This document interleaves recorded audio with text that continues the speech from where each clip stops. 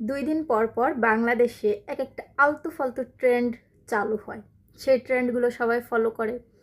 এই তো 2 দিন হলো জামাই বউর সেই কাজ্যে লাগছে, আর সেই কাজ্যা তারা ফেসবুকে এসে খুব ঝগড়াঝাটি, মানে কী চাও, ওরা অনেক স্মার্ট সেটা প্রকাশ করছে। যাই হোক, সে পাট গেল। এখন কয় কি, পুরান পাগলে ভাত পায় না, নতুন পাগলের আমদানি। সেই নতুন পাগলটা হচ্ছে কোরআন শরীফ হাতে নিয়ে তারা আদালতের চত্বরে চত্বরে ঘুরে বেড়াচ্ছে। তারপর আবার বড় বড় আইল্যাশ লাগাইছে চোখের ভেতর, আবার কি যেন বলে, লেন্স টেন্স, অত আমি বুঝি না। মেকআপ শেকআপ কইরে কোরআন শরীফ একটা হাতে নিয়ে চোখ দুটো টিপে টিপে কাঁদছে।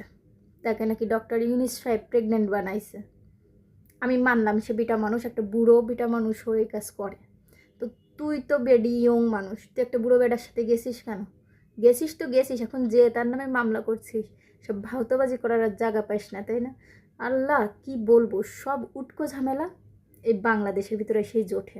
এগুলো কিন্তু অন্য দেশে এত প্রশ্রয় পায় না, আমাদের দেশে যতটা প্রশ্রয় এদেরকে দেওয়া হয়।